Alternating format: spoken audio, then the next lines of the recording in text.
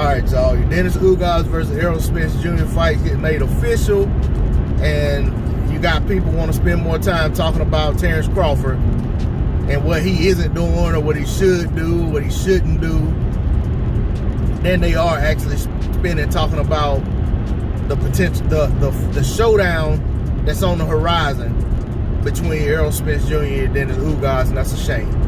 You know, people get on here and talk about Terence Crawford, his numbers, how he's not doing this, how he's not doing that, how he doesn't bring this to the fight, doesn't bring that to the fight. You know what I'm saying? Echoing these talking points that these suits have when they're clearly basically trying to embolden and embellish their position while diminishing his position in the fight. And you know, that's a shame. I have been on record for years saying Errol Spence Jr. versus Terence Crawford is a big fight because of both guys. You take either one of those guys out of the equation, neither one of them are doing the type of numbers that they would do without each other. Eddie Hearn said the other day, you know, he said that to him, this is a 50-50 fight. I, for one, don't care how they slice the pie.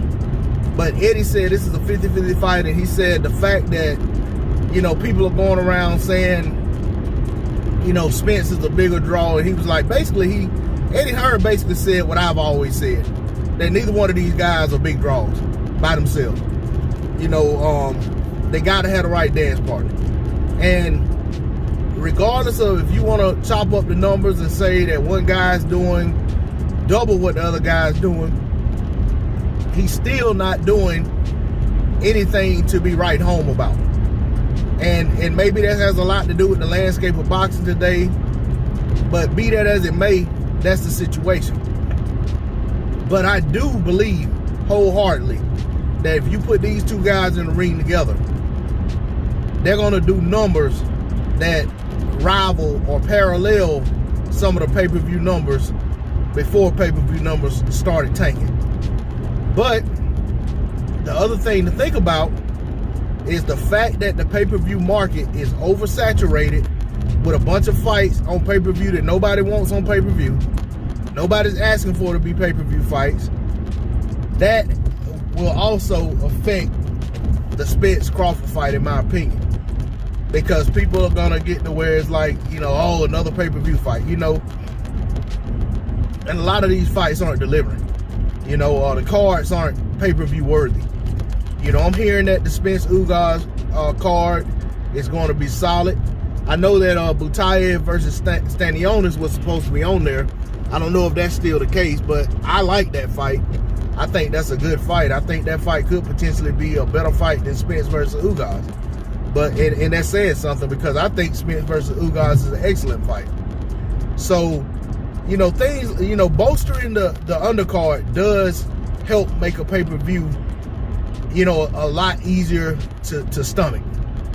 So I'm hopeful that's a solid pay-per-view card. I'm hopeful that it does well. And, you know, I'm hopeful that after that fight, if Spence is victorious or Ugas, whoever wins, I hope that they only have one name on their tongue.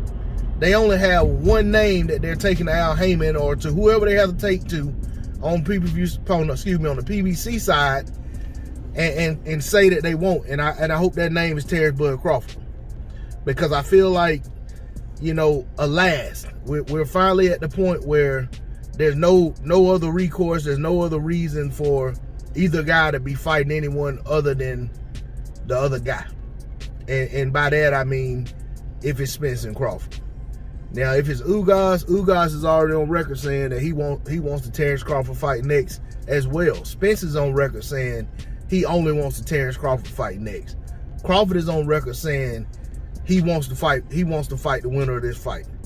You know, he wants to go for undisputed. You know, and that's the thing. Errol Spence and Terence Crawford have both maintained that they want to become undisputed at 147.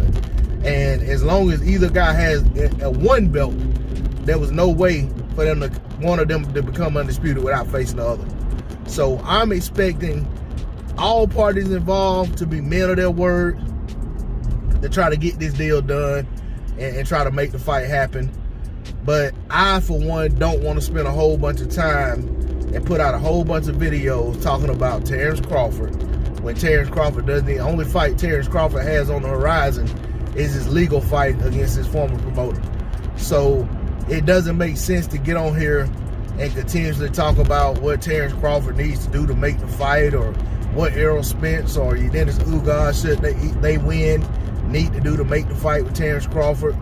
What we need to do is give the spotlight to the fight that's actually made and appreciate it for what it is, and then worry about these other fights as they become available. Notice I didn't talk about the guy that used to have a ponytail. I'm not about to. He don't belong in this conversation, other than the fact that he may make a good opponent for the loser of Spence versus Ugas. Or maybe he makes a good opponent for the loser of Butayev versus Stanionis, or even the winner of that fight. But aside from that, that guy doesn't belong in this conversation right now. That's all I got on it. D-Lo 404 Boxing. Like, comment, and subscribe. Peace.